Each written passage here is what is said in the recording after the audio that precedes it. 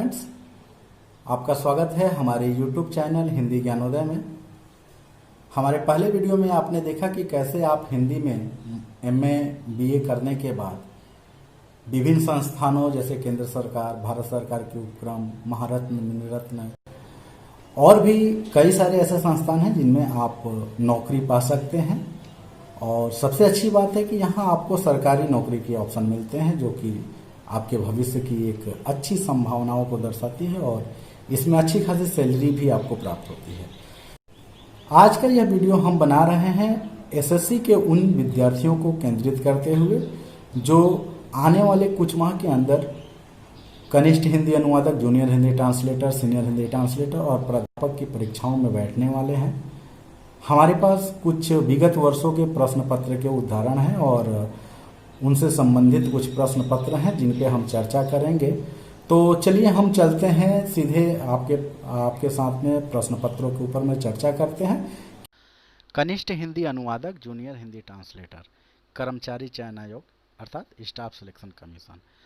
योग्यताओं के विषय में जान लेते हैं कि क्या है एजुकेशनल क्वालिफिकेशन इसके लिए एजुकेशनल क्वालिफिकेशन में अगर हम बात करें तो आपके पास में मास्टर डिग्री हिंदी में होनी चाहिए और अंग्रेजी BA लेवल पे आपने पढ़ी हो या आपके माध्यम के रूप में हो या वैकल्पिक या अनिवार्य भाषा के रूप में किसी भी विषय के रूप में आपने पढ़ा हो तो आप इसके लिए योग्य माने जाते हैं। साथ ही साथ अगर आपने अंग्रेजी में मास्टर डिग्री किया है और हिंदी आपकी वैकल्पिक विषय के रूप में डिग्री लेवल पर रही है या फिर माध्यम के रूप में रही है तो भी आप इसके लिए योग्य माने जाएंगे, बशर्ते कि इसके साथ कुछ और शर्तें हैं जिनका आपको पालन करना होगा।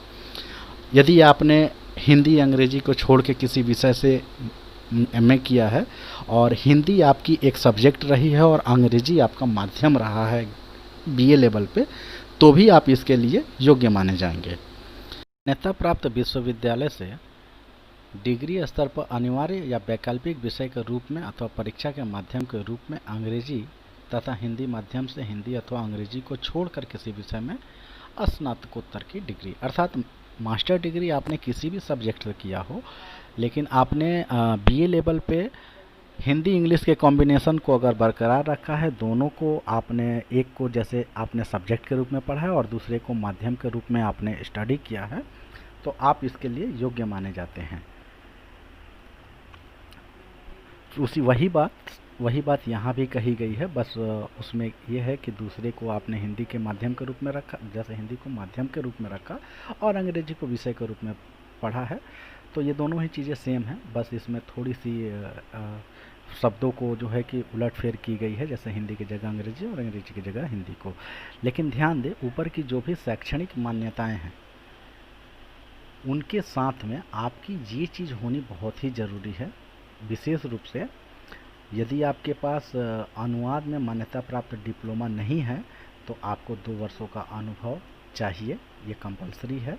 इसके बिना आप इस फॉर्म को नहीं भर पाएंगे और ना ही इसकी परीक्षा में आप बैठ पाएंगे। आपको इन 3 शर्तों में से किसी एक को ऊपर की शैक्षणिक योग्यताओं के साथ में पूरा करना होगा। या तो आपके पास प्रमाण पत्र ऐसा होना चाहिए, प्रमाण पत्र पाठ्यक्रम होना चाहिए जो भारत सरकार के किसी मान्यता प्राप्त संस्थान से आपने प्राप्त की हो, या आपके पास जो है कि अनुवाद से में जो है कि कोई डिप्लोमा होनी चाहिए अनुवाद की आपके पास में, या आपके पास जो है कि 2 वर्षों का अनुभव होना चाहिए, तभी आप इसके लिए योग्य हो पाएंगे। जूनियर हिंदी ट्रांसलेटर हो या सीनियर हिंदी ट्रांसलेटर, इसके लिए जो परीक्षाएं ली जा रही हैं उनमें परीक्षा का पैटर्न अगर हम ध्यान से देखेंगे तो 2 तरह के प्रश्न पत्र आपके सामने आएंगे। पहले प्रश्न पत्र के अंतर्गत वस्तुनिष्ठ अर्थात मल्टीपल क्वेश्चन, जिसे हम MCQ के नाम से जानते हैं, वो होगा आपके सामने, जो कि ऑनलाइन परीक्षा ली जाएगी कंप्यूटर पे। और दूसरी परीक्षा आपको परंपरागत तरीके से यानी कि डिस्क्रिप्टिव होगी, वर्णनात्मक होगी, जिसमें अनुवाद तथा निबंध से संबंधित 4 प्रश्न दिए जाएंगे 50-50 नंबर के और 120 मिनट के समय में आपको उसे पूरा करना होगा। उसी प्रकार प्रथम प्रश्न पत्र में अगर हम ध्यान दें तो सामान्य हिंदी और सामान्य अंग्रेजी के ऊपर आपको 100 क्वेश्चन आएंगे जिसके 1-1 अंक होंगे। और इसमें आप एक चीज़ और ध्यान देंगे कि आप कोई भी प्रश्न का उत्तर अगर आप दे रहे हैं तो जब तक आप श्योर ना हो उसे ना करें, क्योंकि इसमें प्रत्येक गलत उत्तर के लिए 0.25% यानी एक चौथाई अंक आपके काट लिए जाएंगे। साथ ही जो नंबर मिलना चाहिए वो तो नहीं मिलेगा, लेकिन जो आपके अंक आए हैं उनमें से भी कुछ अंक काट दिए जाएंगे। दोस्तों, आपके लिए हम लोगों ने विगत 4 वर्षों के प्रश्न पत्र, जो कि प्रथम प्रश्न पत्र है, जिसमें आपको एमसीक्यू के ऊपर आधारित क्वेश्चन पूछे जाते हैं, उनकी एक समीक्षात्मक अध्ययन की है, ताकि आपको परीक्षा की तैयारी करने में सुविधा हो सके। जब हम 2016 के पेपर को देखते हैं तो उसमें हम पाते हैं कि वाक्य शुद्धिकरण 10 अंकों के लिए पूछा गया था। उसी क्रम में वाक्य क्रम को आयोजित करें, जैसे पहले नंबर पे कौन सा वाक्य होगा, दूसरे पे कौन होगा, तीसरे पे कौन होगा, अलग अलग विकल्प दिए होंगे, उनको आपको अरेंज करना है। वो 10 नंबर के क्वेश्चन पूछे गए थे। अनेक शब्दों के लिए एक शब्द, हम सभी जानते हैं कि बड़े शब्दों के लिए एक शब्द क्या होगा, उस पर आधारित क्वेश्चन था। विलोम शब्द, मुहावरे, लोकोक्तियाँ 10 नंबर की, रिक्त स्थानों की पूर्ति, गद्यांश पे आधारित क्वेश्चन 30 नंबर के पूछे गए थे। साथ में पर्यायवाची शब्द जो हैं उनके भी ऊपर आधारित क्वेश्चन 10 नंबर के पूछे गए थे। मित्रों, हम ये ध्यान देंगे कि ये 2016 का प्रश्न पत्र है। आगे हम अभी 2017-18 पे जब चर्चा करेंगे तो हम देखेंगे कैसे एसएससी ईयर बाय ईयर, वर्ष दर वर्ष कैसे अपने परीक्षा पैटर्न में चेंज करती गई है, और किस तरह से जो है कि क्वेश्चन को बहुत ही स्मार्टनेस के साथ में जो है कि हिंदी के कुछ सेगमेंट से उसे संपूर्ण व्याकरण की दृष्टि से देखें तो संपूर्ण भागों की तरफ कैसे डिस्ट्रीब्यूट किया गया है, उसे वितरित किया गया है, वो हमें आगे देखने को मिलेगा। फ्रेंड्स, हम 2017 के प्रश्न पत्र पे बात करते हैं। 2017 के प्रश्न पत्र को जब हम देखते हैं तो 2016 से इसमें अगर कोई भिन्नता है तो वो एक चीज़ है। यहाँ पे देखिए आप, वो 2016 में नहीं पूछे गए थे, लेकिन 2017 में वर्तनी पे आधारित प्रश्न भी पूछे गए हैं। बाकी सारे सेक्टर जो है कि सेम है, जैसे वाक्य शुद्धिकरण हो, वर्ग क्रम आयोजित करना हो, अनेक शब्दों के लिए एक शब्द, विलोम शब्द, मुहावरे, लोकोक्तियाँ, रिक्त स्थान, गद्यांश, पर्यायवाची, ये सारी चीज़ें 2016 में कॉमन थी। लेकिन एक चीज़ जो वर्तनी के ऊपर आधारित प्रश्न है वो 2017 में नया एसएससी ने ऐड किया था। अब हम 2018 की अगर बात करें तो 2018 में आपको पेपर का पैटर्न्स पूरी तरह से जो है कि परिवर्तित हुआ मिलेगा, क्योंकि अब हम जो है एसएससी के जो लेखन शैली थी, जिसको कि हम प्रश्न पत्र हमारे सामने ओआर शीट पे गोल करना होता था, वो उस चीज़ से हम अब बाहर आ चुके हैं। हम अब जो है कि ऑनलाइन परीक्षा की तरफ बढ़ चुके हैं। तो इसमें एसएससी ने अपने पैटर्न्स को भी चेंज किया है, और इसमें सबसे पहले देखें तो वाक्य शुद्धिकरण के ऊपर आधारित 9 प्रश्न पूछे गए हैं। वाक्य क्रम आयोजित करना 10 प्रश्न है, विलोम शब्द 4, वर्तनी 2, वर्ण के प्रकार, जैसे वर्ण के ऊपर में भी कुछ आधारित क्वेश्चन पूछे गए हैं, किस तरह के वर्ण हैं, और उच्चारण के आधार पर भी क्वेश्चन पूछे गए हैं। इसके अलावा आपको क्वेश्चन कुछ पूछे गए हैं, कारक, सर्वनाम, मुहावरे, लोकोक्तियाँ, रिक्त स्थान से 5 क्वेश्चन आए हैं। गद्यांश पे आधारित जो है वो 25 प्रश्न पूछे गए हैं, जिसमें आपको अनसीन पैराग्राफ दिया गया है, उस पैराग्राफ को पढ़ के उसके ऊपर आधारित क्वेश्चन आपको बताना है। पर्यायवाची शब्द 5, क्रिया से 1, विशेषण 1, वचन 1 और लिंग 2।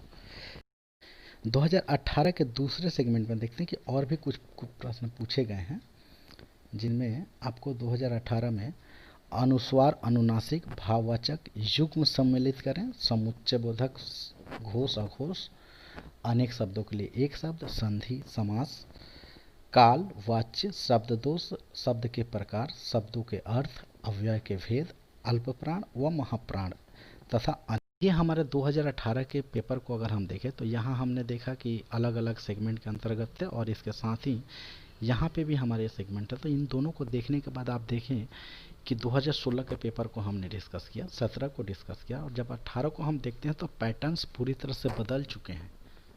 यहाँ पर ऐसा नहीं कि कुछ पर्टिकुलर सेक्टर ग्रामर से हम अगर पढ़ के चले जाएं तो हम हिंदी को बहुत अच्छा करके आएंगे, ऐसा नहीं है।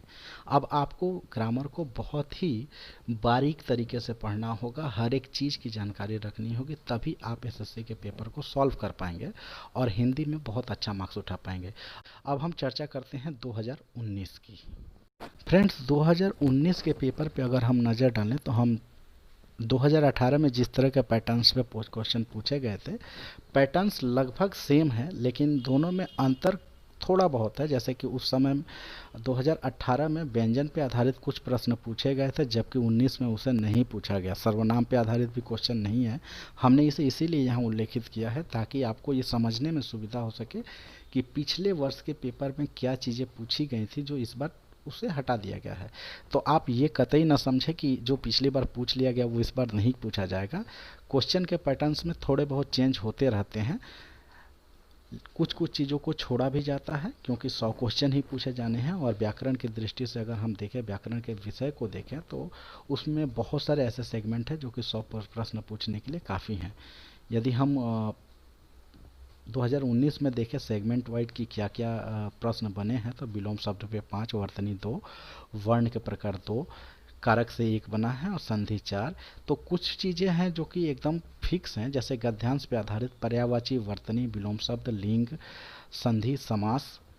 इसके अलावा एक काल, काल में आपको ध्यान रखना होगा, काल में बहुत ही इंटरनल जाकर के क्वेश्चन पूछा गया है, जैसे हेतु हेतु तथा पास्ट मतलब भूतकाल के भी प्रकार कितने होते हैं उनके ऊपर आधारित कुछ प्रश्न पूछे गए हैं। वर्तमान के भी अंदर जा कर के पूछा गया है। तो इस तरह की चीज़ों को भी हमें ध्यान रखना है। वाक्य शुद्धिकरण, वाक्य क्रम आयोजित करना, अनुस्वार एवं अनुनासिक, भाववाचक, युग सुमेलित करना, समुच्चयबोधक शब्द, घोष अघोष, अनेक शब्दों के लिए एक शब्द, मुहावरे एवं लोकोक्तियाँ, रिक्त स्थान भरना, शब्द दोष, शब्द के प्रकार, शब्दों के अर्थ, अव्यय के भेद, अल्प प्राण, महाप्राण तथा अन्य। हम ध्यान देंगे कि पिछले वर्ष में जो क्वेश्चन पूछे गए थे, जो प्रश्न पूछे गए थे, उन पे आधारित क्वेश्चन का पैटर्न तो सेम है, लेकिन कुछ प्रश्नों को जो है यहाँ स्किप किया गया है, जैसे कि भाववाचक, युग सुमेलित करना, अनुस्वार अनुनासिक। अब आप ध्यान देंगे अनुस्वार अनुनासिक जो है कि बहुत ही एक छोटा चैप्टर है और उसमें ज़्यादा क्वेश्चन भी नहीं बनता। कुछ चीज़ों को अगर हम ध्यान कर लें तो हम इसे आसानी से कर सकते हैं। तो मेरा ये बताने का तात्पर्य ही यही है कि आप छोटी से छोटी बातों को भी इग्नोर ना करें।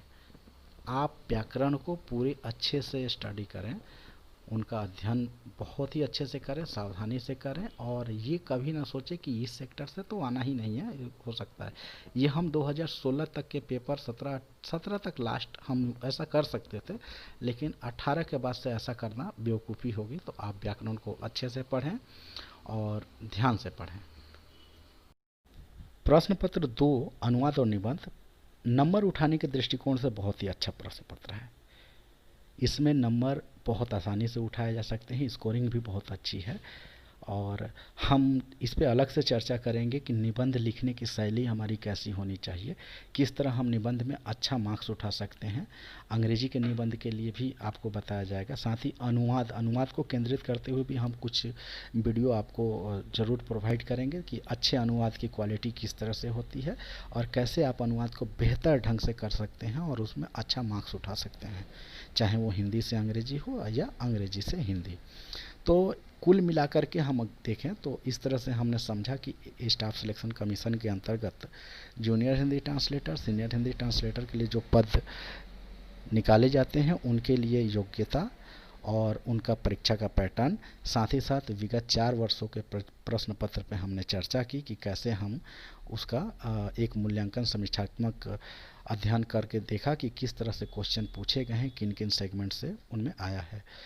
तो आज की इस वीडियो में बस इतना ही, और आपसे सबसे अनुरोध रहेगा कि अगर हमारा वीडियो ये पसंद आया हो आपको तो प्लीज़ आप इसे लाइक करें और अपने दोस्तों को भी शेयर करें, साथ ही साथ हमारे चैनल को भी सब्सक्राइब करें, क्योंकि आपकी सहभागिता और आपका हमारे साथ जुड़ाव ही हमें बल देगा और हम इस दिशा में और बेहतर कर पाएंगे।